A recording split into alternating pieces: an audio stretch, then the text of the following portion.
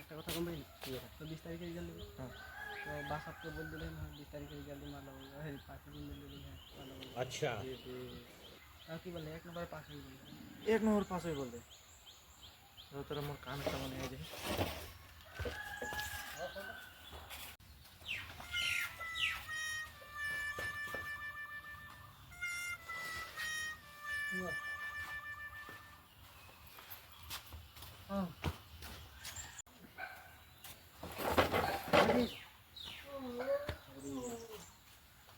एक नंबर पास हो गए बा তেমন এবারে ঠিক না নাকি পাস হম না अबे साले শালা ভালোই যে বেঙ্গল দিয়ে লোগোটা বলে টিকিট একটা বুকিং করে রাখবি কি করে তো যাই আর সারপ্রাইজ স্টেশন से उठी मार सीधा जाम बेंगलोर तो ना पहुंचन बोला तभी तो কি করে म्यूजिक